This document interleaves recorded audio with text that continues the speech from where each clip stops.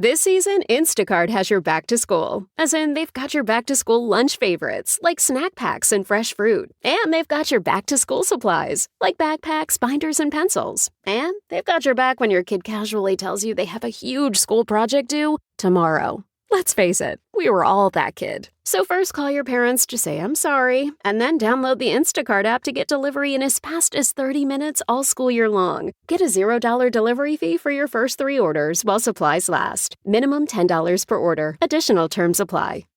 Achieving a gorgeous grin from home isn't a total mystery with Bite Clear aligners. Just don't be surprised if all of your sleuthing friends start asking, "What's your secret?" Begin by ordering your at-home impression kit today for only $14.95. Bite Clear aligners are doctor-directed and delivered to your door.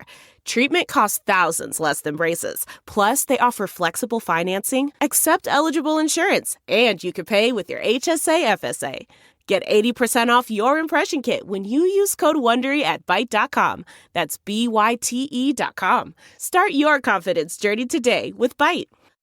Have you ever covered a carpet stain with a rug, ignored a leaky faucet, pretended your half-painted living room is supposed to look like that? Well, you're not alone. We've all got unfinished home projects. But there's an easier way. Thumbtack is the app that makes it easier to care for your home. Pull out your phone and in just a few taps, search, chat, and book highly rated pros right in your neighborhood. Download Thumbtack and start caring for your home the easier way. Content warning. This episode contains discussion of violence and murder. Anita Byington should have been able to enjoy a night out. It was a Saturday in summer. She was a vibrant, beautiful young woman. She was only 21, and she had a bright future ahead. A student at Southwest Texas State University, Anita was majoring in elementary education. In August of 1991, she traveled from San Marcos to Austin, Texas, to visit some friends and relative. She stayed with them in a residence on Bluff Springs Road in South Austin. It was just supposed to be a weekend trip, but it was one that Anita would never return from. On August 10th, 1991, Anita and 2 of her friends hit up the bars and nightclubs on 6th Street. This is Austin's entertainment district. It's got music, bars, clubs, and stores.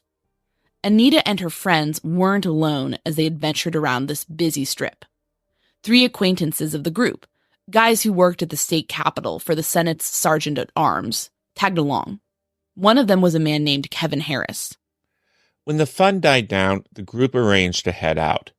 The friends and acquaintances piled into a vehicle, except for Anita and Harris. They planned to ride behind in Anita's 1989 brown Honda.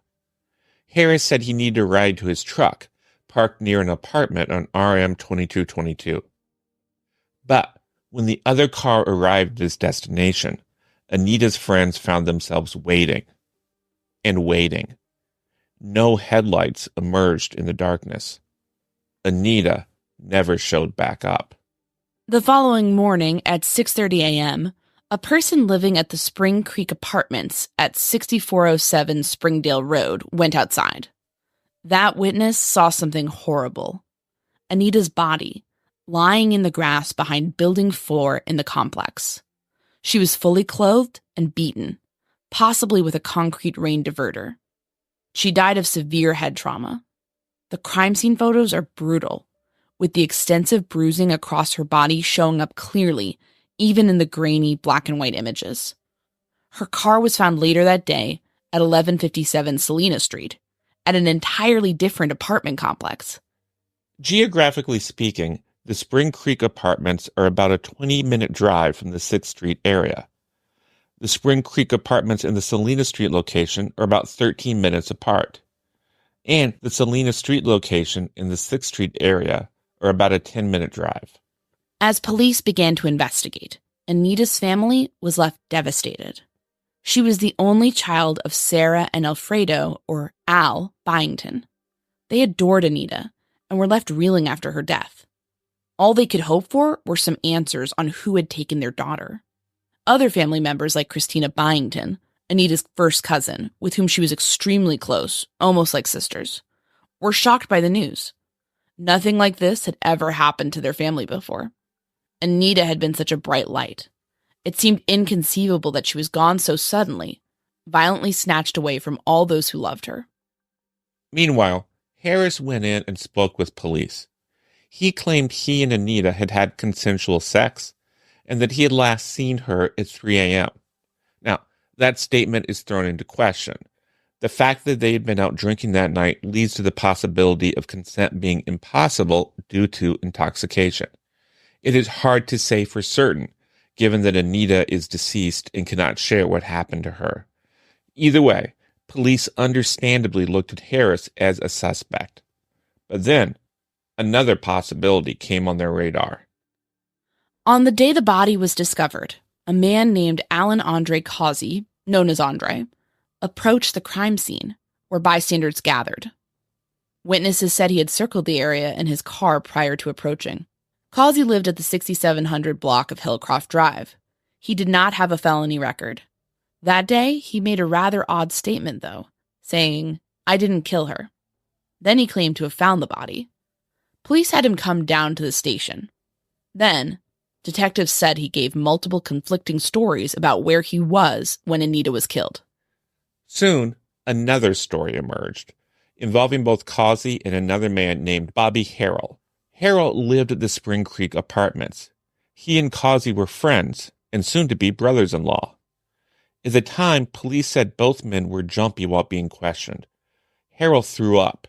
Causey cried. According to police, Causey claimed Harrell was the one who killed Anita over a drug dispute. According to this confession, he and Harrell were out in the early morning, having just purchased crack cocaine.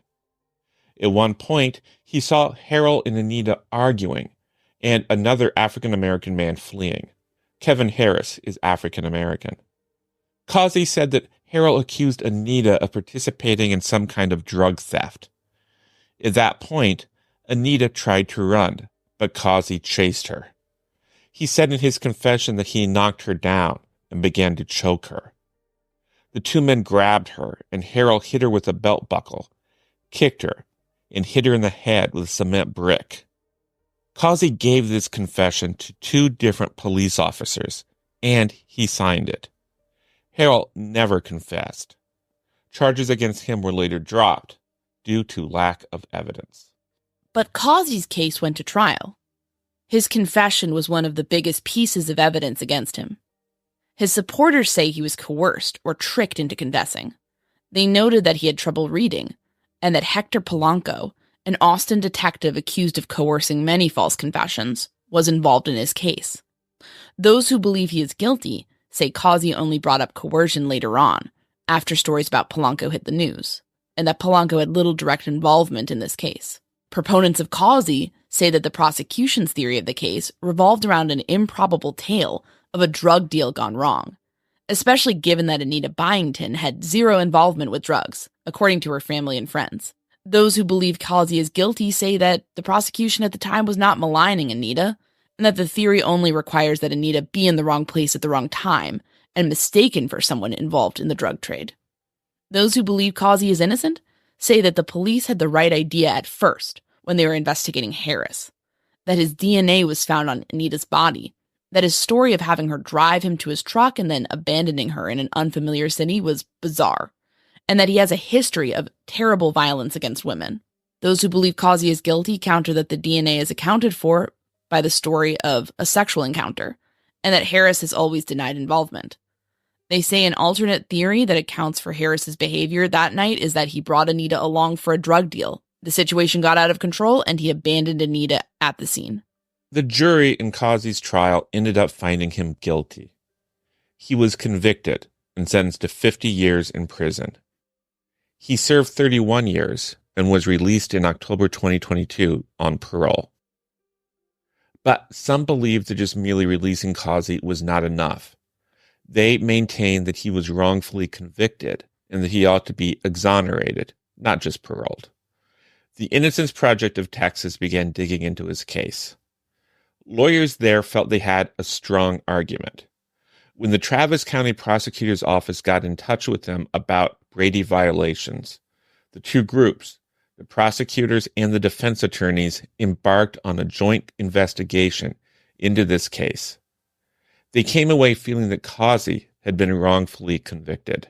This episode is sponsored by AutoTrader. Credit scores, down payments, interest rates. Car buying can be a numbers game, but you don't have to be a math expert to get the keys to your dream car. Just use Kelley Blue Book My Wallet on AutoTrader. Crunch your numbers and get your personalized results so you know exactly how much you'll pay each month for your car. It's like having a magic wand for your wallet. Presto! The car you've been wanting is now within reach. So hit the road and leave your calculator at home. Find your next car on autotrader.com. What makes a life a good one? Is it the adventure you have? Or the friends you find along the way? Maybe it's pursuing your passion while striving to protect, defend, and save what you believe in every single day. So, what makes a life a good one? In the Coast Guard, we think it's all of the above and more, but you'll have to find out for yourself. Visit gocoastguard.com to learn more. This summer, get away in the Hyundai you've always wanted at the Hyundai Getaway Sales Event. Get the hottest deals of the season on many of our award-winning Hyundai models, which all come with America's best warranty. But get going, because these deals won't last. Add more joy to your journey at the Hyundai Getaway Sales Event. Now for a limited time, get 1.99% APR for 60 months on the Hyundai Tucson or Elantra. Hurry into the Hyundai Getaway Sales Event. Offers end September 3rd. Call 562-314-4603 for details. The DA's office began the process of setting hearings before a judge to formally exonerate Causey. Anita's cousin, Kristina Byington, says she found out about all of this from a Facebook post fundraising based on Causey's story from the Innocence Project of Texas. She says she was shocked and horrified. She still believes that Causey is guilty. She did not want to see him be exonerated. Terry Keel, a local lawyer who served as a prosecutor at Causey's trial, took up her case. They said that Causey's case was reopened in secret and that Travis County failed to inform Anita Byington's surviving relatives. They have also expressed discomfort with the fact that the DA and the Innocence Project of Texas worked together on this. Kristina has expressed concern that the collaboration speaks to an agenda to quietly force through a wrongful conviction narrative and enjoy the positive headlines. But there's another side to this. For their part, the DA and the Innocence Project of Texas have stressed that they have their own obligations to justice in the case of the DA and to their client in the case of the Innocence Project. But suffice to say that the situation has become rather heated. Kristina has taken to social media and traditional media to criticize the Travis County Prosecutor's office, notably District Attorney Jose Garza. The story got big and it got political. And Kristina has found her criticisms of DA Garza receiving increased attention. On the social media platform now known as X, conservative Republican governor of Texas Greg Abbott even retweeted one of her posts criticizing DA Garza. Supporters of Causey say that the attacks have merely been fanned by contentious local and national politics. They point to criticisms about DA Garza receiving funding from Democratic megadonor George Soros. The Anti-Defamation League cautions that conspiracy theories around Soros can function as an anti-Semitic dog whistle because they focus exclusively on one billionaire that happens to be Jewish and progressive, rather than the many other billionaires that donate to more conservative causes. Either way, the whole thing seems to have gotten tied into ongoing battles over progressive district attorneys elected in the wake of the murder of George Floyd. Critics say they're soft on crime, that they make it impossible for police to do their jobs, that they hand out concessions to dangerous criminals, that they render communities unsafe, and that they make victims and their families feel overlooked. Proponents say that these prosecutors are ushering in the changes needed to set up a more equitable system, and that they hold police accountable, that they are right to focus on bail reform and other measures for rehabilitation, and that conservatives have cherry-picked crime statistics in order to fearmonger, and that they all still care about victims and doing justice. Despite the fact that this story is blown up, it is ultimately much smaller and more personal than you would think. It's a story about loss. Kristina lost her beloved cousin to a brutal crime years ago, and now feels that Anita's killer is being lionized. Allen Andre Causey and his team proclaim his innocence and believe he was wrongfully convicted, and say he is also a victim in this situation, that he served 31 years for something he just didn't do. In true crime, there's always a push for a simple narrative. Evil serial killer preys on the innocent. Perfect husband turns out to be a sinister, violent narcissist. Warm, caring medical professional morphs into an angel of death in order to play God. We think that impulse to always choose simplicity is very unfortunate. Don't you sometimes wonder when you see a podcast that pumps out episode after episode about cases the host feels must be wrongful convictions? It's like, how lucky that you keep hitting on these stories. And then you read the probable cause affidavits for the homicides involved and you realize that the creator is exclusively running defense talking points. Or have you ever watched a documentary or read a book that leans on interviews with police and prosecutors and completely convinces you of someone's guilt? Then you read more about the case later and realize that the creators omitted key details that raise all sorts of questions, perhaps beyond a reasonable doubt. Well, that's not how we want to do things here. We wish to present this case with all of its wrinkles. We are fortunate that we got to talk to the various sides. We hope this allows us to cover this complicated story with the nuance and grace it deserves. We trust our audience to hear everything out and then form an opinion or even walk away with lingering questions. We know you all have open minds, not just about who killed Anita or whether or not Mr. Causey is innocent or how his confession came about, but also questions of how authorities can handle it when breaking the news of a possible wrongful conviction to victims' families. How can we make victims' families feel heard, even when the news is hard to hear? How can the process be better equipped in that sense? And what about the contentiousness? Is it ever helpful to boil down discussions around crime to large-scale national politics? Today we'll be hearing from Kristina Byington. She will tell us about her cousin Anita. She will voice anger at the proceedings. In our next episode tomorrow, we will be hearing from the other side, the Innocence Project of Texas. The group of lawyers dedicated to securing Causey's exoneration will share with us why they believe he's innocent, why he has been very much a victim of this crime too, why he should be exonerated, and how they go about working to exonerate individuals they believe to be factually innocent. We hope this project underscores the fearsome clashes that can arise over crime, how they can tap into wider political debates, how they can lead to insurmountable gulfs between the various sides of the issue, how behind every successful murder conviction, there's a potential for a wrongful conviction of an innocent person, and how behind every exoneration, there's the possibility of a grieving family thrown into chaos, left feeling like a guilty man is walking free. My name is Anya Kane. I'm a journalist. And I'm Kevin Greenlee. I'm an attorney. And this is The Murder Sheet. We're a true crime podcast focused on original reporting, interviews, and deep dives into murder cases. We're The Murder Sheet. And this is The Murder of Anita Byington, an interview with her cousin, Kristina Byington.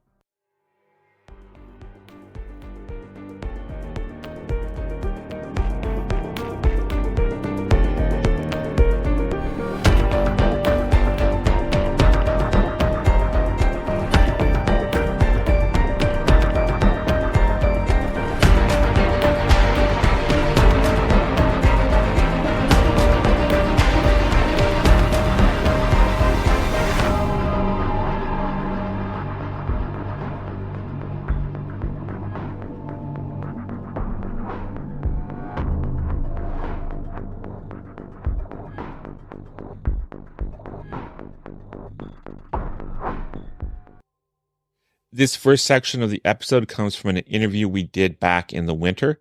At that time, many legal developments had not yet occurred, and the story had not blown up quite so much. Kristina, can you tell us about your cousin, Anita? I understand that you were, even though you were cousins, you were really a bit more like sisters. Yeah, we grew up together. She lived in Houston, and I lived several hours away in South Furious, but every holiday, every vacation, a lot of weekends, we were together all the time. She was 4 years younger than I was, so I always looked out for her. She was funny, just a lot of fun to be around all the time. What happened to Anita? Can you tell us? Yeah, she was attending college in San Marcos, and she went for a weekend in Austin with her friends. And on that Saturday night, August 10th, it was three of them, three girls, and then three acquaintances that they knew who worked at the Capitol. And they all went out on 6th Street. And at the end of the night, they were in two different cars. And Anita and one of the acquaintances were in one car, and the others were in the other car, and they were supposed to follow each other. And then she never showed up. And the next morning, well, even that night, I think they were making calls and, calling her friends, trying to find out where she was. And they had no luck. And the next thing they knew, her body was found next to an apartment complex. Can you speak about what that awful, awful tragedy was like for you and your family when it happened? Well, I just remember thinking, God, she was left there like a dog. Just horribly sad, surreal, hard to believe.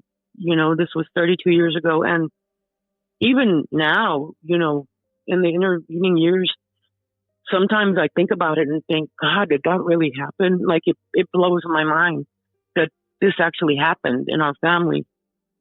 And I've had, since day one, I dreamt about her a lot, constantly, and then they tapered off for a while, and then they come back. And a lot of the dreams, I'm just so happy to see her. Like, oh my God, you're here. And then other dreams are, just there's, I'm trying to help her, or, there's horror in the dreams. It just depends. But you put it away. You know what I mean? You don't, for the first several years, I was severely traumatized. And then you kind of put it away, but you never forget, obviously. But this has brought it all back like if it's happening now. It's really strange. Absolutely. I'm so sorry for what your family went through and for what you went through back then, but also I feel like this re-traumatization that's happened recently, and we'll get to that in a moment. But I guess to start off with, can you just break down the facts of the case? You've really done some incredible research and deep dives into your cousin's case. And just, I guess, maybe before we get into what's going on now, we could talk about what the investigation uncovered about what happened to Anita. Basically, the story that I know that I've, always heard is that they were supposed to follow each other. She was with the acquaintance named Kevin Harris, and she didn't know him well. She had met him once before. I think all of them had only met him once before, but he worked at the Capitol.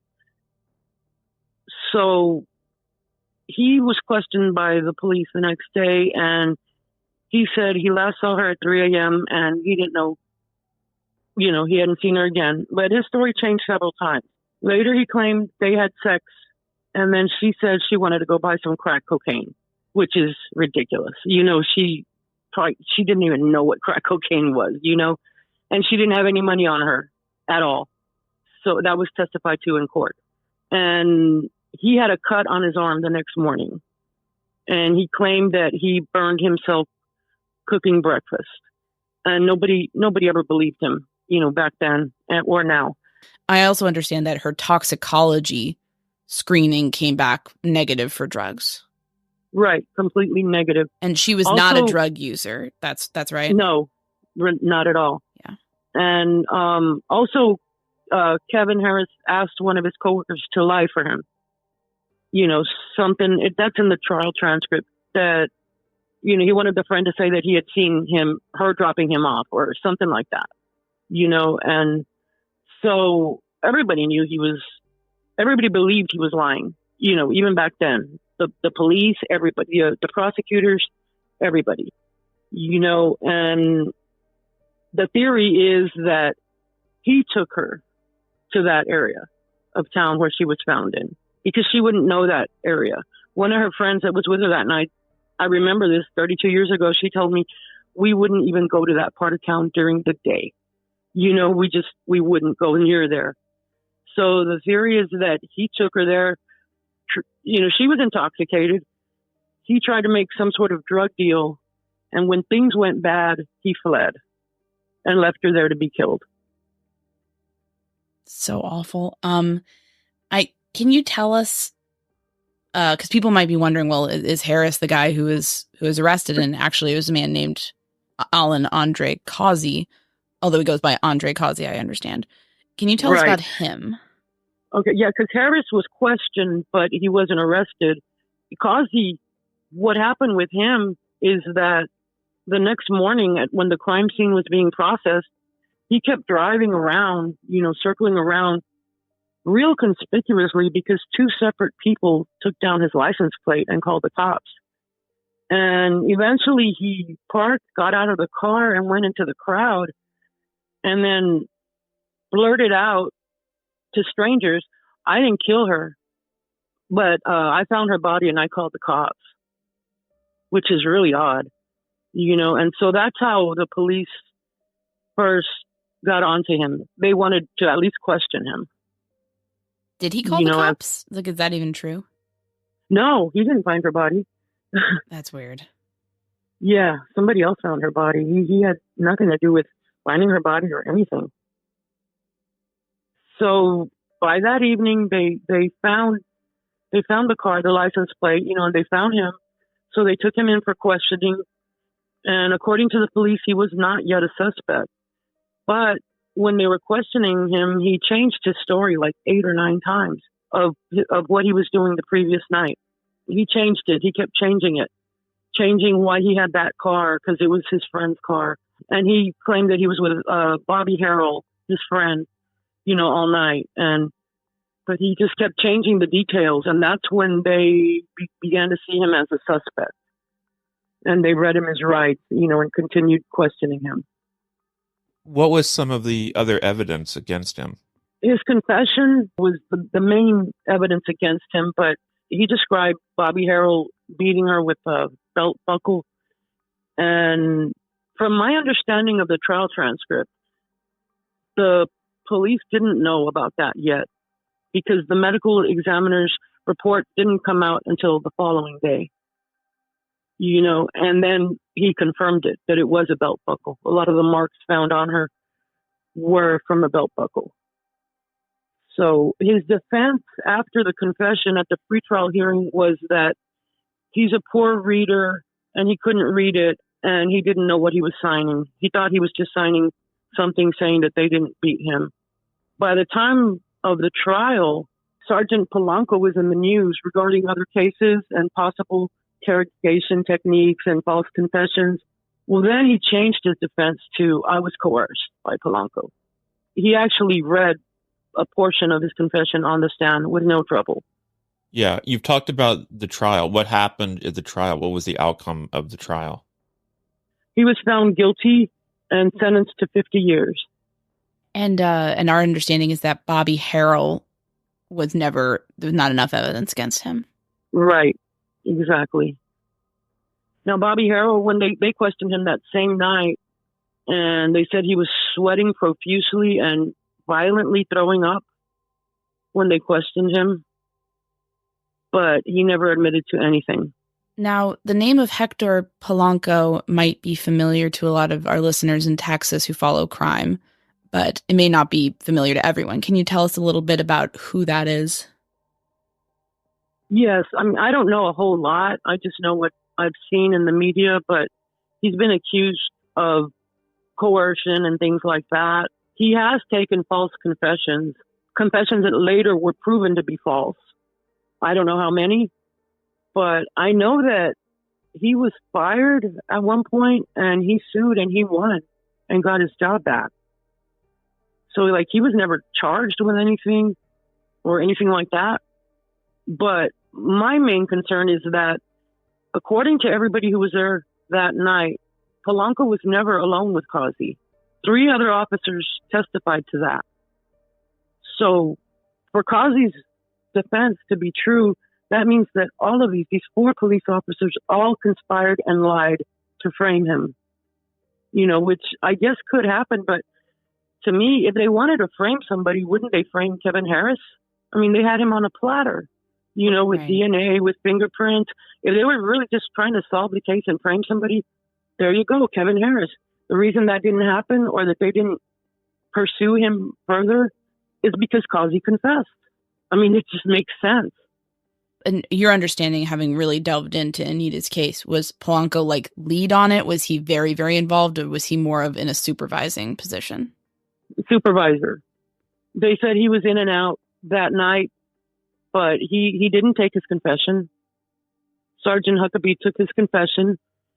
And then after that, Causey was taken to another room by Sergeant Fuentes, and Causey verbally gave his confession again as Fuentes typed it. And Fuentes testified to that in court. So he's lying too. You know what I mean?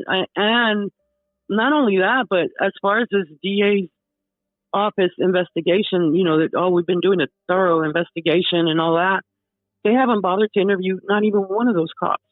As far as I know, they haven't even contacted them, tried to contact them. Wouldn't that be one of the first things that you wanted to do if you're reinvestigating this case, you know, and you want the actual truth? Okay, who was there that night? Who took the confession? If we're saying this confession is false, who was there? Let's interview them. Let's find them. Do whatever it takes to find them. They can be found. No, they haven't bothered. They'd rather take the word of a crack cocaine using convicted murderer. I can envision circumstances where police are not necessarily trying to be coercive, but they end up being coercive and they get a false confession. And I feel like if you ask questions of the people there, you might get evidence to support that or contradict it, right? Like it's part of the process of figuring out what happened and how. Like if you're truly concerned about wrongful convictions and false confessions, it probably is helpful to get as much data as possible on that, right? Right. I mean, I would love to hear from any of those police officers because I want the truth also. That's all I want. Yeah. But it doesn't seem like that's what the motive is in this reinvestigation at all. And that's my issue.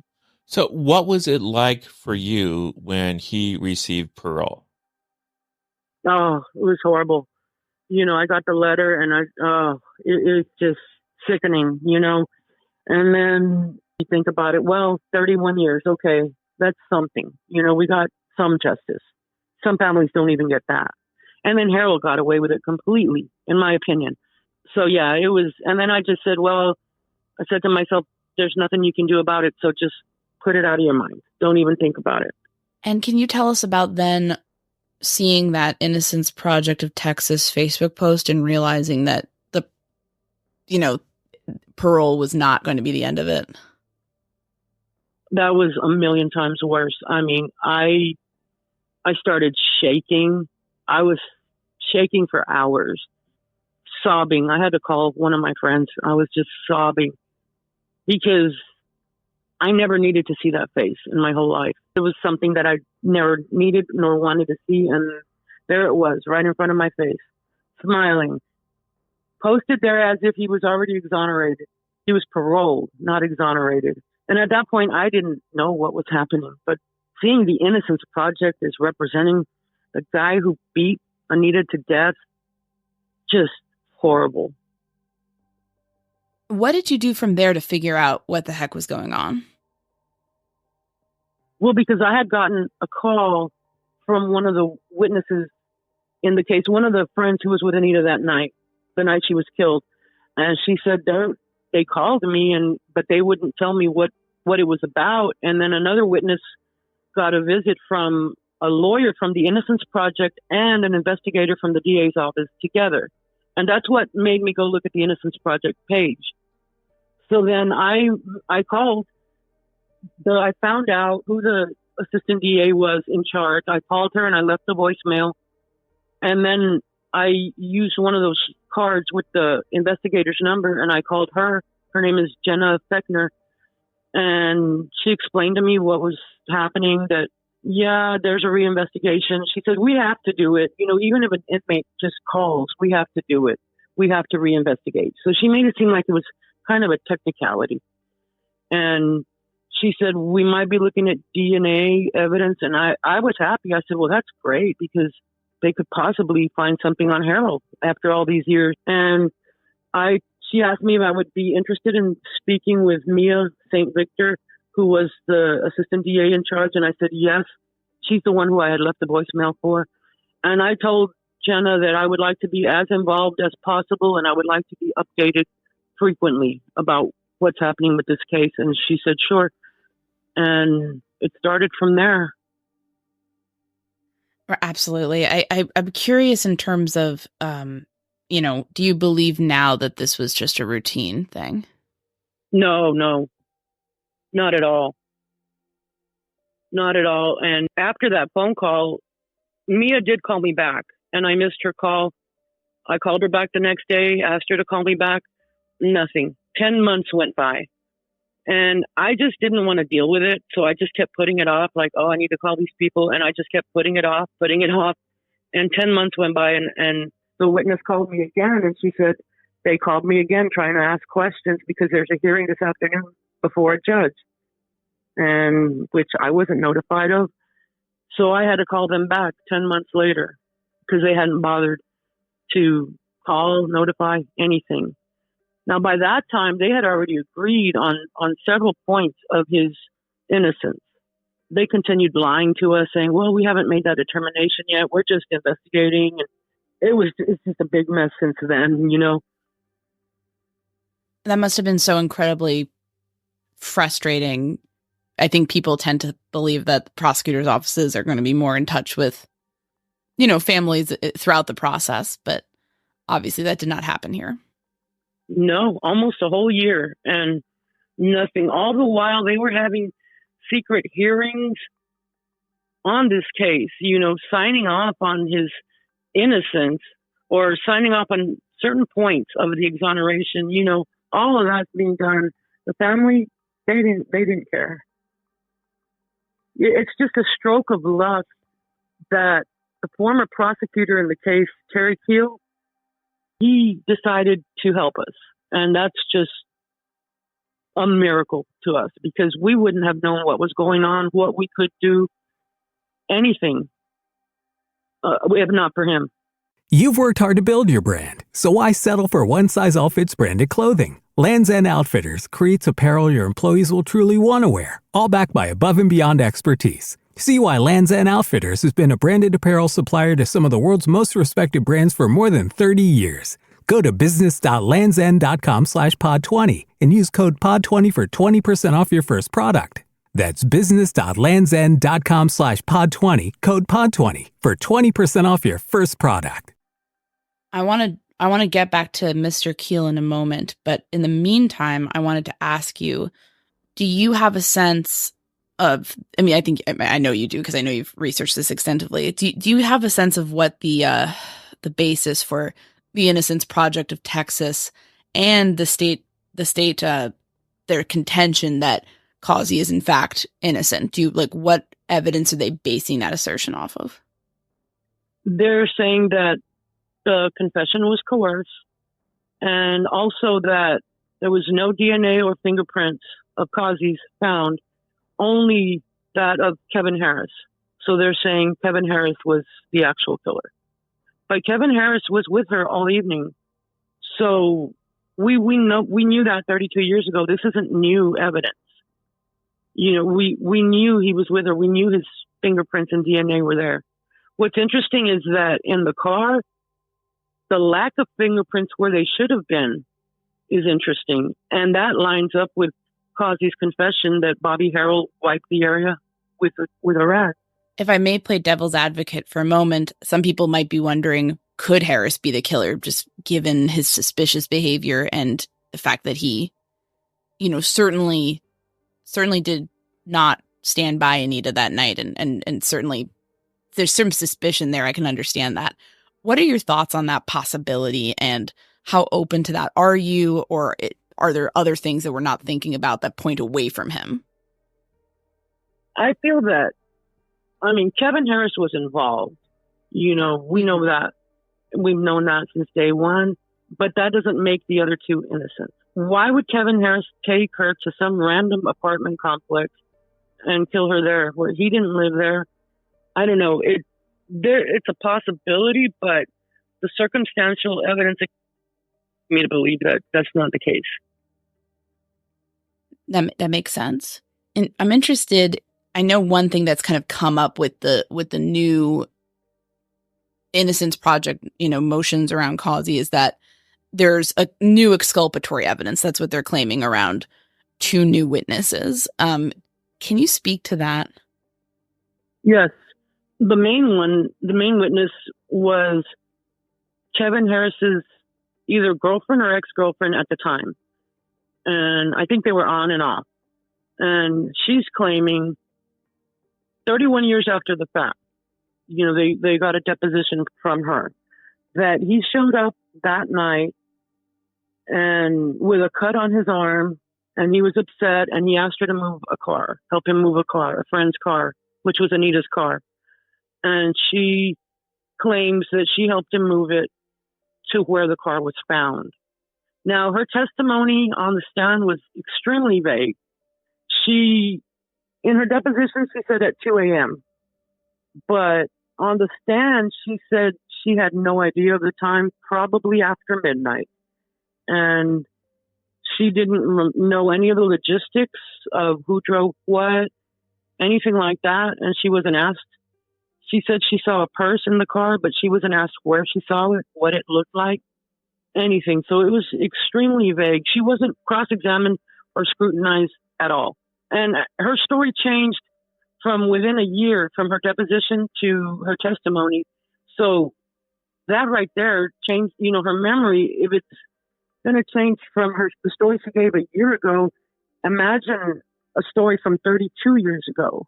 And I also understand that there have been some new claims made about the time Anita actually passed away. Can you tell us about that?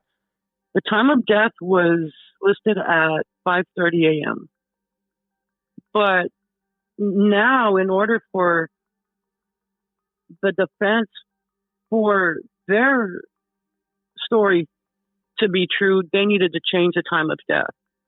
And so they got a forensic scientist on the stand, and she claimed that time of death cannot be determined. You can only determine it from the last time that the person was seen alive. And the judge asked her, but you can get a window of time, and she said no. So it's, to me, that's crazy. Paid for by the defense. All these witnesses, are defense witnesses. Right. Now, here's somebody in your camp, Terry Keel. You mentioned him earlier. Can you tell us a little bit about who he is and what he's doing now? He works for the Department of Agriculture. He was a former assistant DA, former sheriff of Travis County, former state rep, and one of Anita's closest friends from high school and college. They were roommates. We've been in touch. She's been helping me with this since day one. One day she said, you know what? I remember the prosecutor and he was so good. I should email him, right? I said, yeah, go ahead. Within 30 minutes, he called. Within 30, he's treated us the way the DA's office should have treated us, but didn't. And he offered to help us and represent our family. Absolutely. What's that been like, given that you've felt so let down by the Travis County Prosecutor's Office, the current iteration of that? It's been amazing. I mean, he explained what was happening, and he is firm in his belief in Causey's guilt. And it reinforced what I already thought. I'd been asking the DA's office if they could get me a trial transcript and other documents. They didn't get me anything. He got the trial transcript for us. We read through the whole thing, took notes. He's just been able to help us. Without him, I don't even know how this would be going right now. Now, the Innocence Project of Texas and the Travis County DA's office have not reacted well to him filing an amicus curiae in the case. Can you speak to that? And I'm getting the sense from reading the Innocence Project's filing that they don't even feel Keel should be representing you because he used to work for Travis County. Is that right? Yes, he's supposed to get permission, I guess, from the DA's office. So I know there's been some talk about whether or not he has permission from his previous employer, the Travis County DA's office, to even work on Anita's case. Can you speak to that? Yes. that came up at the first hearing. Terry Kills stood up and demanded that the family be able to give a statement, which the DA's office and the Innocence Project were fighting strenuously against. They didn't want me to be heard. And at that point, Mike Ware started making accusations of misconduct and saying that Terry didn't have permission. He shouldn't even be there. And Terry did have permission. The previous DA, Ronnie Earl, who Terry worked under, was in touch with my aunt and uncle, Anita's parents, after Causey's trial and while they were still looking at Harold. And so he would keep them updated and keep talking to them. And when he retired, he asked Terry to do the same. So he did have permission from Ronnie Earl. Absolutely.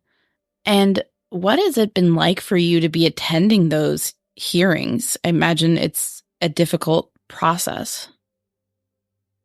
It's very surreal to be sitting in the same room with the person that you believe beat your cousin to death. It's in my wildest imaginings. I could have never imagined this happening now after all these years.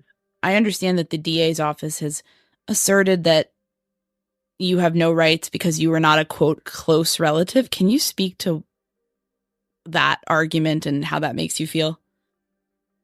Yes, that's from a statute, I believe, Yeah. in Texas. And it just angered me because it's not Anita's fault that she didn't live long enough to have children. She didn't have brothers and sisters. Her parents are deceased. And I believe both of them died prematurely due to the grief that they suffered. And she was like my little sister. So, yeah, I'm just a cousin, but I don't know. That's insulting to me. Yeah. I mean, it sounds like you were more than a cousin in terms of, your closeness to her. Right. I think there's ways to talk about the law without minimizing people's pain so much, but that's just my opinion. Right. And they also, they've been trying to weasel their way out of it, stating that, we couldn't find any family. The closest family we found was one of the witnesses in the case, who's a distant cousin of Anita's. And so we contacted her. No, they contacted her as a witness, period. It's just a coincidence that she's related. They didn't tell her anything about family, let family know, nothing. They contacted her as a witness. And myself, my brother, and a lot of her other relatives are registered with the state. Our addresses, our phone numbers, everything. We got letters when he was up for parole, so it would be very easy to find us if anybody had tried, but they didn't try. I know you've mentioned in some of your writings about this, of having negative interactions with some of the attorneys in the courtroom. Can you speak to that? The Innocence Project attorneys, they smirked at us and scowled at us all day long. The DA's office, ever since the hearing started, they've gone out of their way, at the hearings to appear helpful. Is there anything, we can do? We're sorry about this. But actually, the first assistant DA, I met her for the first time after the January 5th hearing, and we had a meeting with several of us, Anita's friends, family members, and several people from the DA's office. And her name is Trudy Strasburger. She was explaining something, and I interrupted her, which I shouldn't have, but I didn't do it in a rude fashion or anything. And this isn't the first day I'm meeting her, and she just looked up and said, "Would you let me finish?" And I was just astounded that she would speak to a murder victim's family like that. It's incredible. I'm curious, why do you suppose they are doing all of this? Why all this is happening around Causey's case? Well, it's a good story, This it's for headlines. we're righting this wrong. This poor innocent guy was convicted of something he didn't do. You know, imagine the headlines. And I don't know, the Travis County DA Garza, he has a reputation for being extremely soft on criminals. And I don't understand it. And I didn't know about any of it until our case came up and I started researching it. And he's very anti-cop. He appears to be. And extremely soft on criminals. So that's a big part of it. Did you have an opinion on the Innocence Project as a concept? Obviously, it's a pretty large organization.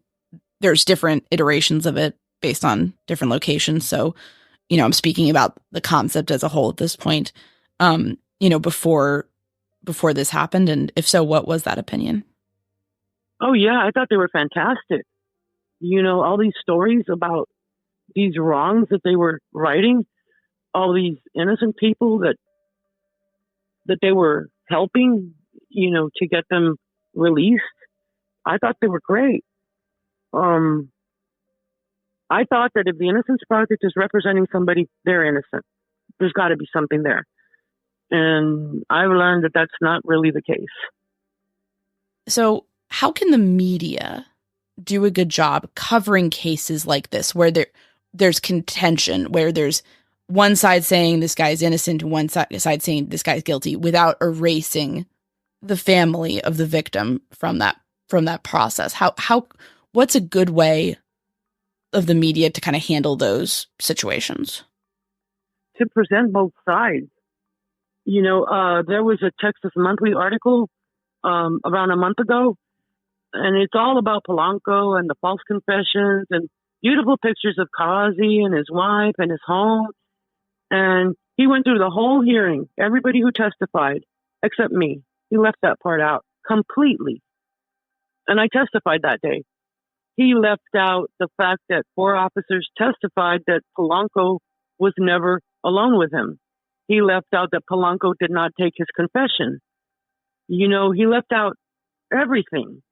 And I even talked to him on Twitter, and he said, yeah, you make some good points. He left out Causey's defense changed after the preliminary hearing, where they asked him flat out, were you threatened? And he said, no. Then months later, by the time of the trial, he changed his defense completely, that he was threatened. So by presenting both sides, not just the facts that fit your bias, present it all and let the reader decide for themselves.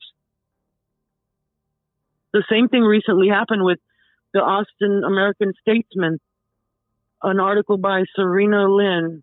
It was a front page Sunday story, and it's just a photo album of Causey. And I was in the article also, but I don't care about that. I care about the evidence.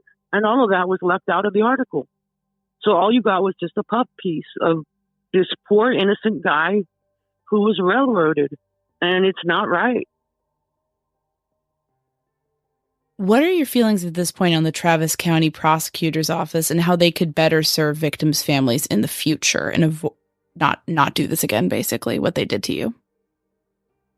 Basically, what they could do is elect somebody else. At this point, that is the only remedy. Because there seems to be some sort of mentality going on with the leadership, with DA Garza and on down. And there's a lot of documented proof of that. So basically, elect Jeremy Celestine or Daniel Betts, I believe that's his name. He's the Republican candidate against him. Celestine is the Democratic candidate against him. That's the only remedy at this point for Travis County. And to be clear, you yourself have a background as a pretty liberal voter, right? Yes. So extremely liberal. So the fact that you're saying that definitely says something. Oh, yeah, definitely. I was extremely liberal. This case has changed my thinking, and I'm having to reconsider everything, re-examine all of my previous thoughts. And I just don't know if I can even be a Democrat anymore, to be honest. And anybody who knows me knows how liberal I was. So it's just shaken up my whole world. Yeah. Here's a question that's kind of more of a macro question, but do you think that murder victims' families, need to be more organized on the local or a national level when dealing with these kind of post-conviction legal developments? I mean, we've talked to some wonderful organizations like Parents of Murdered Children who do a lot to support families of murder victims, but I'm talking more about like in the advocacy space of pushing back when families feel like justice is being overturned or taken away from their loved ones' cases. I'm not very familiar with any of this because this is all new to me. I know my aunt and uncle were very involved with, I believe, Parents of Murdered Children and people against violent crime. So I know they were very involved. This is all new to me, but just Travis County, because alone I'm seeing so many stories about people who were treated horribly by this DA. In fact, one woman just reached out to me on Facebook, so it's something to think about. And I myself may try to do something, get involved. None of this was planned for me. I never planned to be this outspoken thorn in the DA's office side, but this just kind of happened. And it's uncomfortable for me. I don't like even being in pictures or, so to be like on these news on camera, oh, forget it. But I'm doing it because it's the right thing to do. Somebody needs to do it. If I hadn't spoken out, if I hadn't gotten involved, all of the news stories we'd be seeing now would just be, oh, this man is seeking exoneration. And that's it. That's all we'd be seeing. And I'm sure that's what they wanted to happen. But they didn't expect us or me. And I'm happy to do it. And I'm not going to stop. I can say one thing, just so you know, Parents of Murdered Children doesn't just work with the literal parents, it's siblings, close relatives, friends even. So just that they have support groups, and that can be a resource for people. But I think that's great that as you said, I think when no one speaks up, then often one side is the only thing that's presented in the media. And that's for both sides. That's whether it's just the police saying things or just the defense attorneys. It gives either way, it gives a limited picture. Yes, it does. And most of the news stations in Austin, to me, they've been very fair. It's just, like I said, the Texas Monthly article and the article in the Statesman were just, in my opinion, so extremely biased. And it's frustrating to see that. But I just have to keep going because what I'm doing, I believe, is the right thing. And nobody's here to speak for Anita. Nobody's here to speak for her parents. And somebody had to, and so I did. We all know that defense attorneys have a job to do, a very important, difficult job. Is there, though, a balance that can be struck between, I guess, when it comes to the defense attorneys, when it comes to the prosecutor's office, when it comes to everybody in the system who has a part in this, to balance protecting the rights of the defendant or, ensuring that the right people are convicted and essentially treating the victims' families with respect, keeping them informed, treating them as partners rather than problems? Do you think that there can be a balance struck between those two seemingly competing impulses? I don't know that the Innocence Project owes the victims' families anything, but I will say that I thought it was despicable for me to see his picture plastered all over their social media with no warning, as if he were exonerated. That's just thoughtless and cruel, because they need to consider that behind every picture they're posting or, everything they're saying, there is a victim's family. And I don't know if they even ever considered that. I do know that at the hearings that we've been to, they just scowled at us and smirked at us. Why? Like if we were the ones who had killed somebody, I would expect, for Mike Ware is the executive director, I believe, in Texas, of the Texas Innocence Project. And he's involved in this case. And he was the main one who scowled at us. And I would expect him, if he saw me, to nod or say hello or something, but not that. It's baffling. Like, we're the enemy.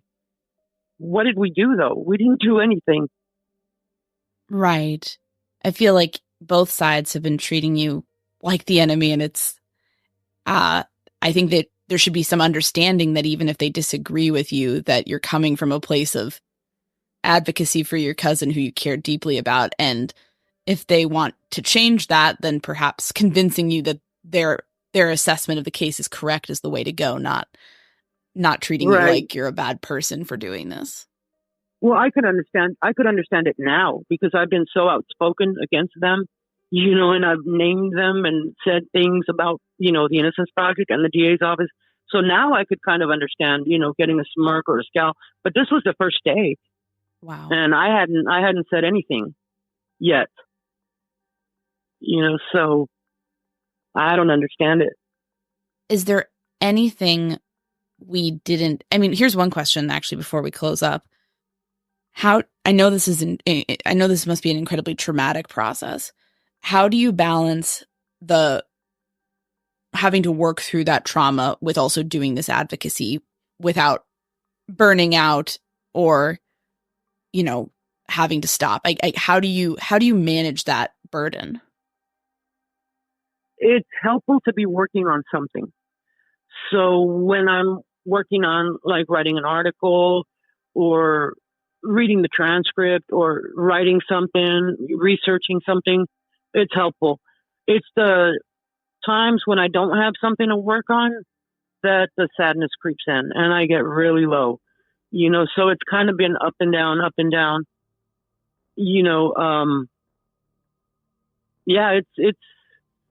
I've cried in the past 3 months, probably more than I have in the past decade. It's been difficult, but satisfying at the same time that I'm doing something. Well, Kristina, we just want to say we very much admire the fierce advocacy you're bringing to this and your search for the truth and justice for Anita. And is there anything we didn't ask you about that you wanted to mention? No, I can't think of anything. All right. Well, thank you so much. And we really appreciate you speaking with us. Yeah, it means Thank you very much. I appreciate you covering this case. The second section of the episode comes from an interview we conducted more recently. Kristina wanted to update us on some things. Kristina, thank you so much for coming back and speaking with us again. Just to start out, can you give us a brief overview on what has happened in Anita's case since we last spoke in the winter? We had 2 more days of hearings in March, and then there was supposed to be another hearing in April, and it was canceled. So from now, what's going to happen, I believe they said there's going to be written some submissions to the judge, and then the judge will make a decision. After that, it goes automatically to the Court of Criminal Appeals, and they make the final decision. And they said that could take a few months or a couple of years. Wow. So this could be a long road ahead for you in terms of learning what is going to come of this case. Yes. How does that make you feel? Oh, it's hard waiting, we just want to figure out what's going to happen and want this to end, Understandable. So obviously we've kind of addressed this when we talked in the winter, but I know that there's been some contention with the district attorney's office from the beginning. And I was wondering if you could speak to that now that some months have passed. And I know when you talked to me before, you talked about how this started when you felt like they did not keep you at all in the loop about updates in Anita's case. Yes, they didn't notify any family. And when I asked them, they said, well, we didn't realize there was any family. We couldn't find any family, but we're registered with the state. A lot of her family members are registered with the state. We would get letters when Causey was up for parole, things like that. And so they said, oh, well, we the only family we could find was one of the witnesses who was a distant cousin. So we notified her. And, but they notified her as a witness, and they made that very clear. They didn't mention anything about family, so, and then another time they said, well, we couldn't notify you because we had to keep this quiet. There was a lot of confidential information. And so they keep giving different answers. It's like, which is it? It's like you're being given the runaround, and you know it and they know it. It's frustrating. Have things at all thawed with the DA's office since we last talked? Oh, no, they got worse. For the first few hearings we had, they made it a point to approach me and say how sorry they were about everything and how can we help you, things like that. They actually even admitted that they hadn't handled this correctly, and they apologized for it. And at that time, I told them I would like to hear an apology from DA Garza. I mentioned that several times, and of course, that has never come. But at the last 2 days of hearings, no, I would approach them, and I asked one of them if I could speak to her, and she said, no, I'm busy. And then I asked a couple of the other ones why my phone calls weren't being returned, things like that. And they just said that they were very busy and they had a lot of family contact. And they all had kind of the same answer. So I believe that instructions were given at some point to brush me off, that they were done with me. Like when the hearing was canceled, they emailed everybody, like 8 people. They emailed letting them know, things like that. And they emailed me like 3 days later. And that's the second time that's happened. And it seems very intentional. I'm curious in terms of your concerns that you've voiced in the past about the DA's office working with the Innocence Project. Can you speak more to those concerns and where those stand today? It seems obvious to me now that they were working together from the beginning. They investigated together. We know that for a fact. They went and questioned witnesses together. They shared resources. They did everything together. And that screams agenda to me. If you want to find out the facts, Innocence Project is working on this. Why not do your own investigation before teaming up with them? Investigate it and come to your own conclusion. But investigating together, that just, it doesn't seem like it's the right way to handle a process like this. It doesn't seem on the up and up. It seems like a sham. And what about at the hearings in terms of, I know in the past you've expressed concern about them being somewhat one-sided because of that lack of an adversarial back and forth. Can you speak to that? Completely one-sided. The cross-examinations, for example, there wasn't any. They're all softball questions. A lot of evidence being left out, completely left out. Anything pointing to Causey's guilt is left out. Even some untruths. I can think of one example. They brought up the clothing that the police collected from Causey and Harold. They brought that up, and they showed pictures and everything. And of course, there was no blood on them or anything like that. And the witness was asked, I believe it was an investigator from the DA's office. She was asked, and the prosecution believes that these are the actual clothes that they wore the night of the murder. And she said, yes. Well, that's completely false. It's in the trial transcript. The prosecution made a point of mentioning that in their closing arguments that, of course, a murderer is not going to keep their bloody clothes for us to collect. So it's a complete lie. They left out, that Causey showed up to the scene saying, oh, I didn't kill her, but I found the body. They left out that he changed his story 8 or 9 times. They're leaving out anything that proves Causey's guilt, or at least points to his guilt, to the point where, I'd like to, felt like standing up and saying, well, wait, what about this? What about this? What about this? About 100 times during these hearings. That's how blatant it's been.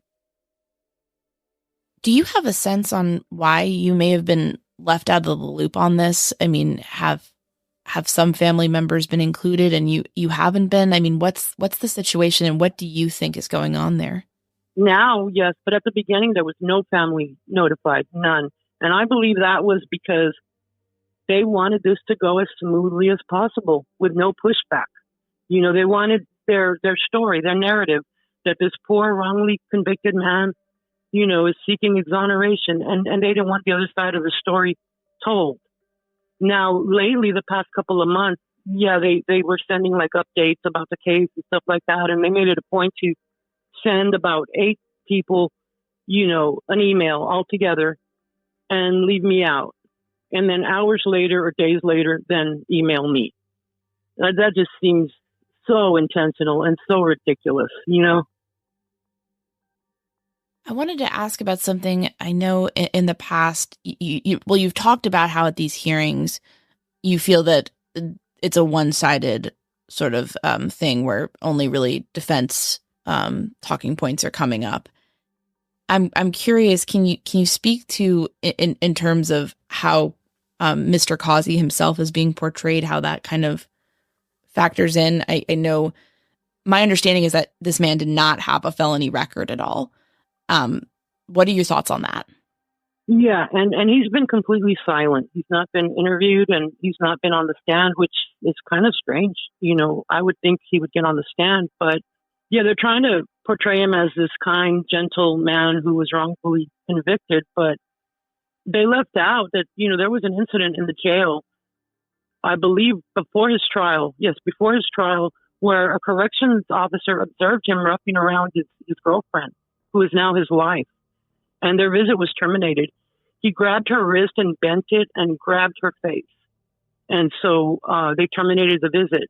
That none of that has been mentioned. And also in the trial, an officer from the repeat offender program, the street crimes and gang unit, testified, and they asked him, if his opinion that Causey's character for being a peaceful and law-abiding citizen was good or bad, and he answered, it's bad. So he's not the angel that they're trying to portray. Do we have any sense of what that officer meant by that? Because if he has no felony record, I'm just curious, what would his reputation be? In my opinion, I'm assuming that he was a known crack user, maybe dealer. I don't know. I mean, in his confession, he admitted that they were buying crack and using it all night long. And apparently this police officer, he knew about it, knew his reputation. It's curious that the defense attorney didn't question him at all. You mentioned drug use, and that's something that sort of is at the center of the case. Originally, that's what Causey's confession centered upon, that this was a drug deal gone wrong where Anita was killed. And one thing that that Causey's team has argued since is that Anita was not a drug user, and that the prosecution's theory in 92 kind of centered around that. Can you speak to your thoughts on this and sort of knowing Anita and knowing this situation, what you think about? Yes, she wasn't a drug user. I would say she didn't even know what crack cocaine was. We didn't know what it was back then. She was not a drug user. Basically, the headlines in the papers, the media portrayed it as a drug deal gone bad. Some of the headlines were, just that, drug deal gone bad, or student was buying drugs, when she was killed, something like that. But the prosecution never portrayed her as a drug user. That's just completely false. I mean, that's a lie. And the DA's office and the Innocence Project is peddling that story because it benefits them. See, if you take the drugs out of the equation, then Causey and Harrell are not involved at all because there was no drug deal. But the prosecution's theory was that Kevin Harris went to make a drug deal and something went wrong, and he fled and left her there. They made it a point at the trial to say that she had no money on her and she would not know how to buy cocaine or crack or anything like that. So that's just completely a false story that they're trying to use for their own benefit. It's ridiculous. We were there when this murder happened, obviously. We were there when the trial happened. The family talked to the prosecution. We know exactly what their theory was. So for them to say that that was the theory, that's just a lie. And one of many lies that have been happening since this case started.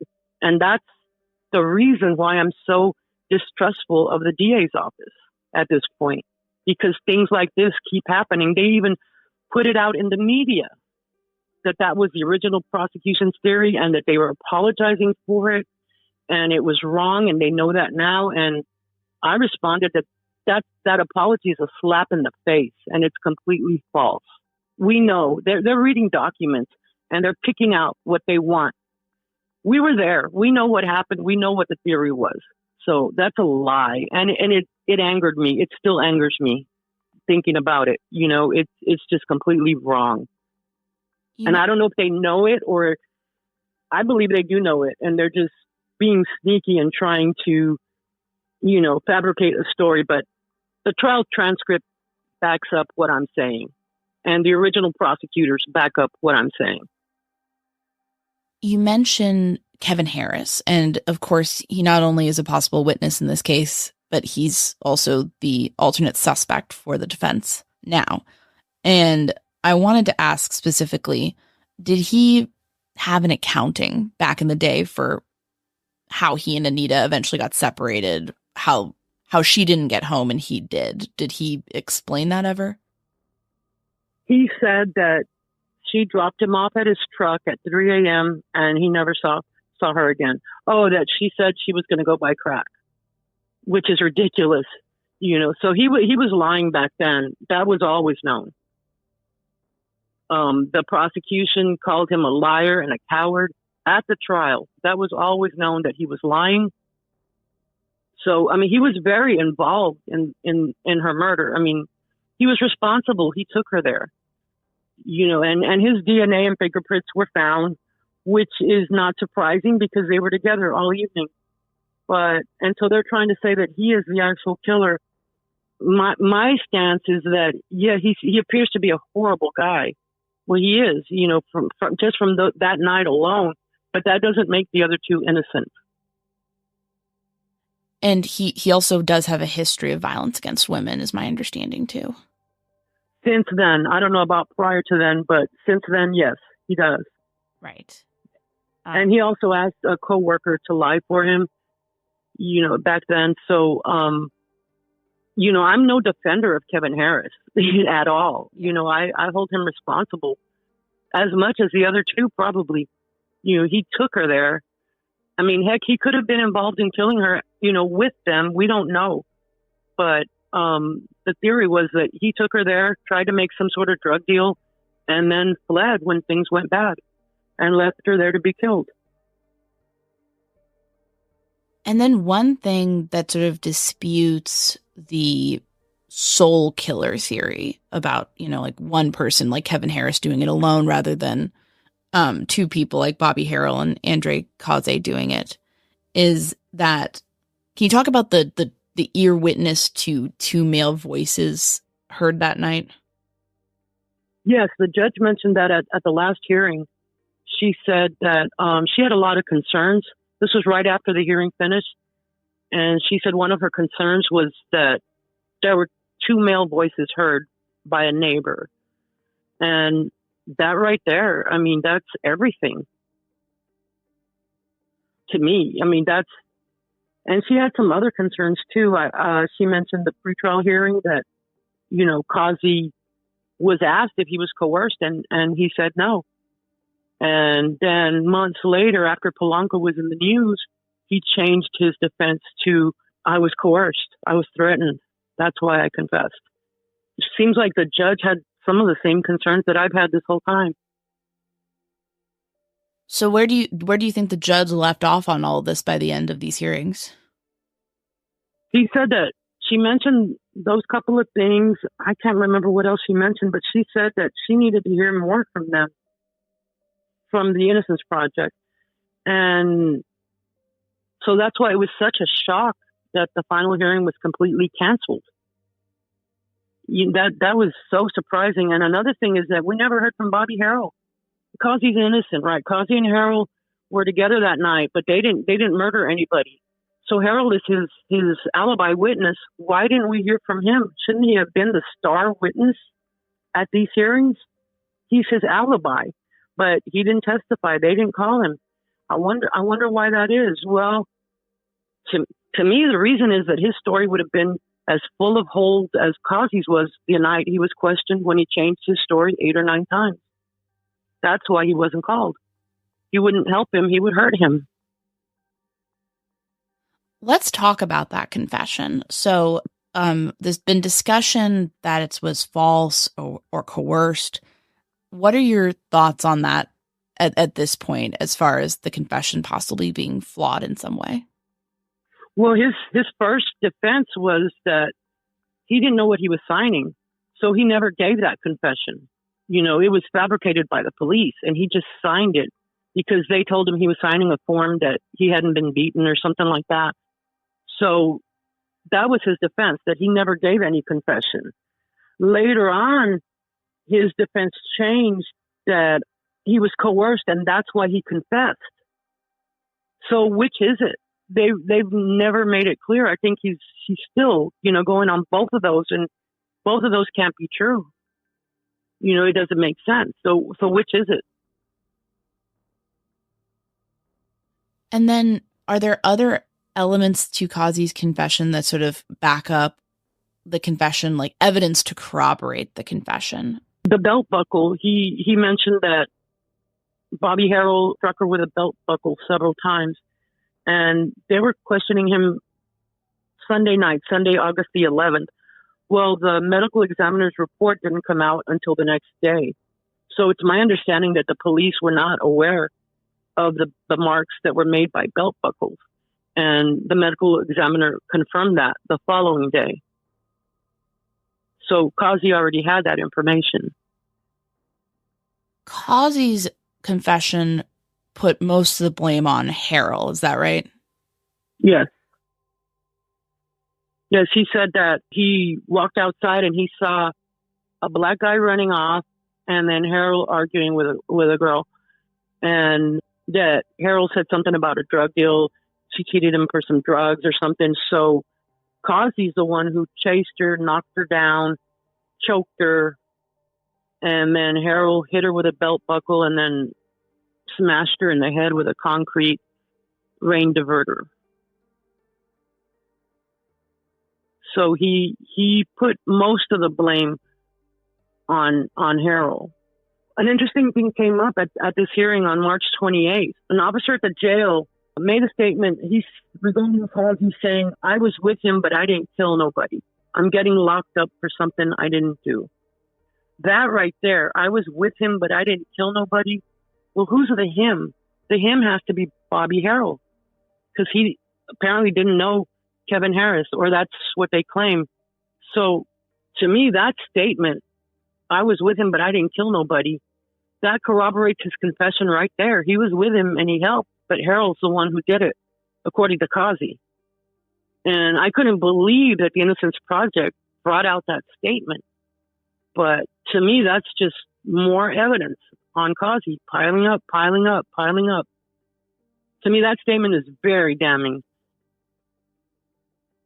We talked about what happens next, but essentially, what will the judge be ruling on at this point once she gets back and says, "Here's my ruling"? What exactly is she determining? Do we know?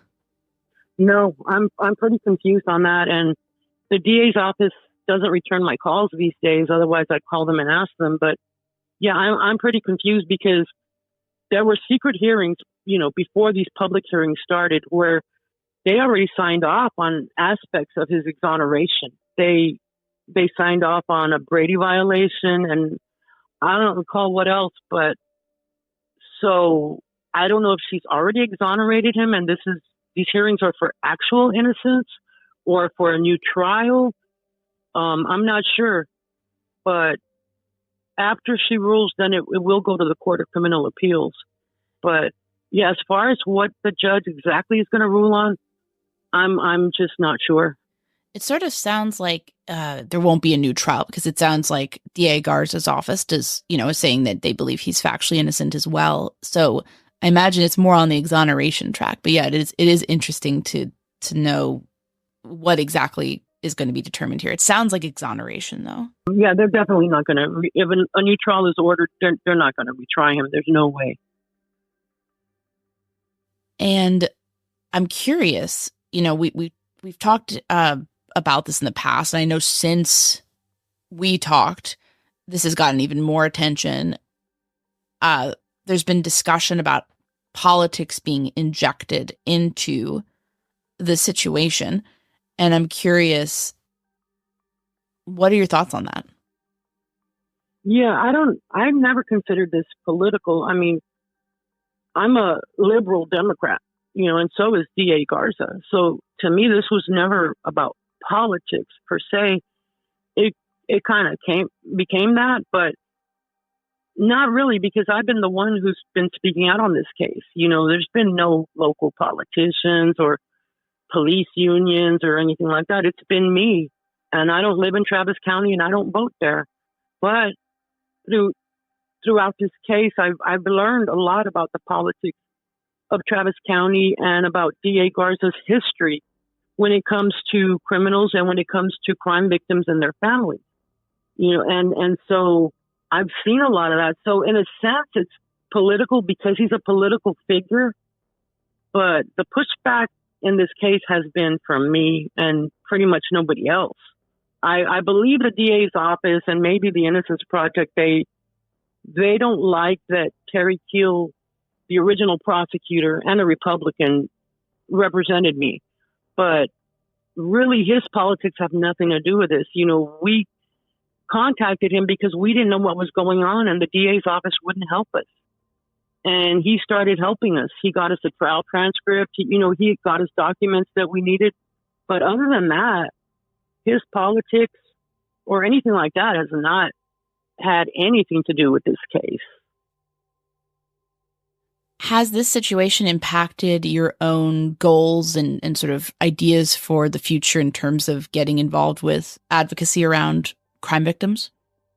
Yes, quite a bit. In the past few months, I get random messages from people. Like I got a message from someone whose friend was murdered and their family's going through it with the DA's office currently, where the DA's office is postponing hearings and not letting the family know and not letting them know what's happening, things like that. And I didn't know what to tell them, except, well, can they get a lawyer? And you shouldn't have to get a lawyer to deal with the DA's office, when your family member is murdered. The DA's office should be helping you. They have a department called Victim Services. They should be helping you. And apparently they're not. I mean, there's a history. I've met so many families. And so in February, we created a group, and it's called Travis County Crime Victims Rise Against DA Jose P. Garza. And RISE stands for Resolute and Seeking Empowerment for Justice Denied by DA Garza. And there's so many families who have been through similar experiences as I have, or even worse. For example, the DA's office making plea deals, signing off on them of these murderers and not letting the victim's family even know about it until after the paperwork was signed. And that's just so wrong and so uncaring. He has a history. His office has a clear, documented history of this, and it's mind-blowing. And so I'm looking into taking online courses to become a victim's advocate, learning as much as I can so that I can help others who are going through this or future people who would be going through similar experiences, especially with their office. Do you feel that if this was handled differently or if things played out differently, that you would not have been so upset as long as you had been informed about what was going on? Like if the process had been different, do you see a different outcome for you, even if the outcome was still the same around the DA feeling that Causey was innocent? Absolutely. If they had contacted the family, or even once after I contacted them, and let them know that we existed, if they had kept us informed, let us know the evidence, not been so adversarial towards me in particular, things could have been so different. Had they explained to me why they thought he was innocent, had they done a thorough investigation. But every time I talked to them, they hadn't. Like I asked, well, what did the police officer say? They hadn't even bothered to contact them. Anybody who was present that night, he confessed.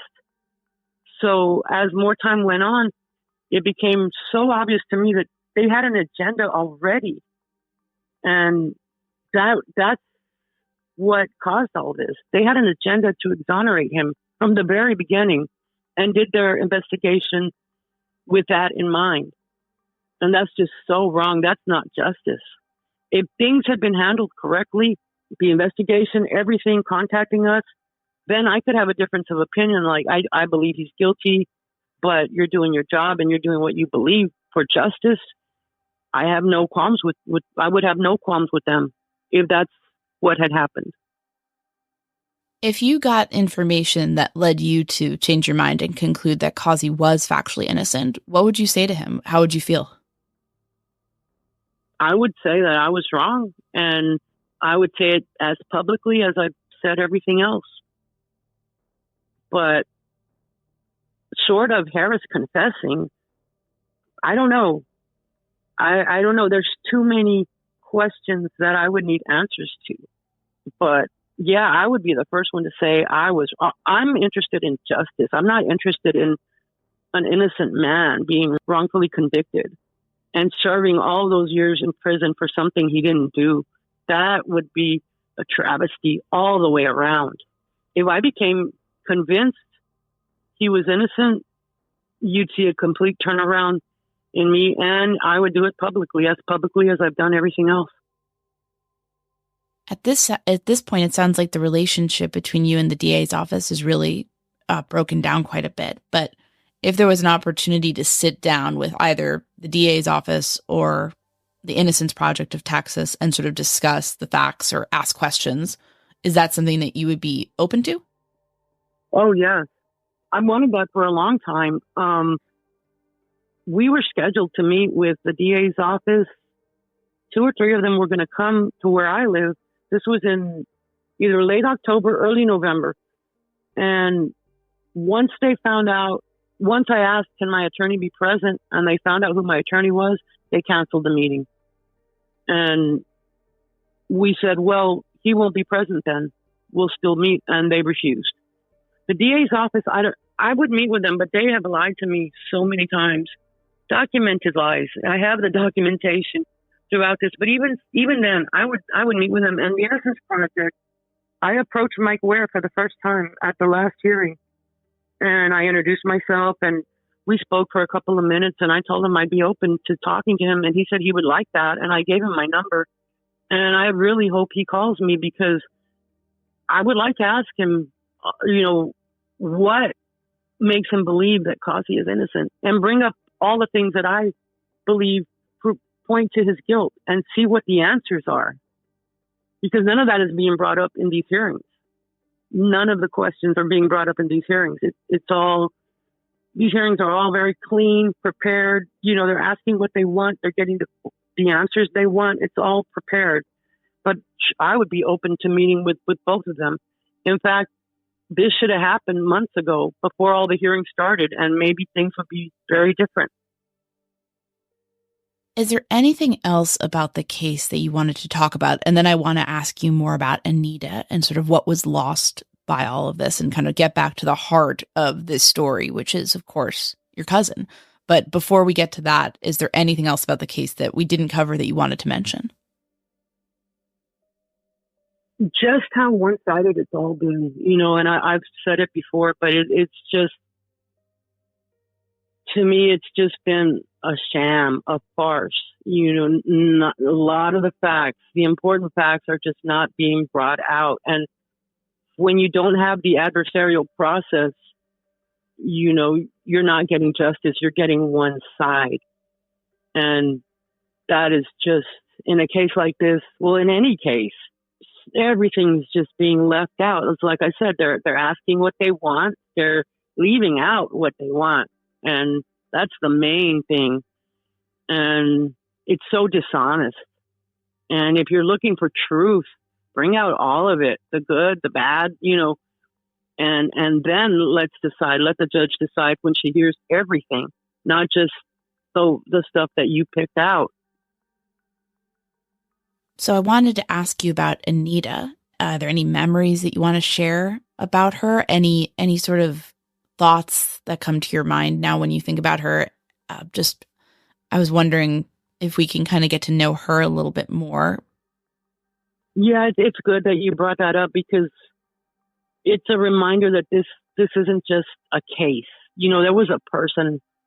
We lost her, and she lost everything. She was a kid. She was 21 years old. Slumber parties at our grandmother's house, playing Crazy Eights, playing Go Fish, going to the beach every summer for a week, just laughing. Our grandmother yelling at us, at midnight to go to sleep, because we're giggling in the next bedroom, sharing secrets. I mean, she was my first best friend. I feel like she would have been my best friend forever, but they killed her, and it's just a horrible, horrible thing. Seeing my grandmother crying and confused, seeing her parents devastated for the rest of their lives, all of us, it's just, she was a great kid. She was hilarious. Just funny. She was the best, and I miss her every day. And I miss the kids she might have had, or what would she look like as a 55-year-old?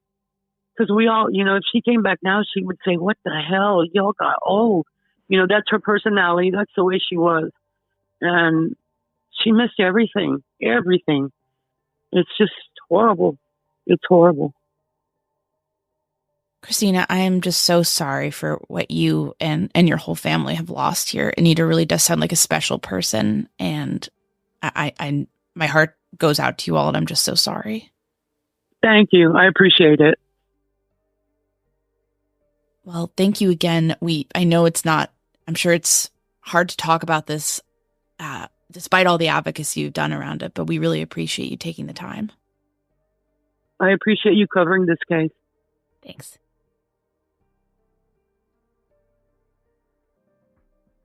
We wish to sincerely thank Kristina. We very much appreciate her sharing her experience with us, and we understand that this is not an easy road. Again, in tomorrow's episode, we will hear from the Innocence Project of Texas, the group representing Mr. Causey. Thanks so much for listening to The Murder Sheet. If you have a tip concerning one of the cases we cover, please email us at murdersheet@gmail.com. If you have actionable information about an unsolved crime, please report it to the appropriate authorities. If you're interested in joining our Patreon, that's available at www.patreon.com/murdersheet. If you want to tip us a bit of money for records requests, you can do so at www.buymeacoffee.com/murdersheet. We very much appreciate any support. Special thanks to Kevin Tyler Greenlee, who composed the music for The Murder Sheet, and who you can find on the web at kevintg.com. If you're looking to talk with other listeners about a case we've covered, you can join the Murder Sheet discussion group on Facebook. We mostly focus our time on research and reporting, so we're not on social media much. We do try to check our email account, but we ask for patience as we often receive a lot of messages. Thanks again for listening.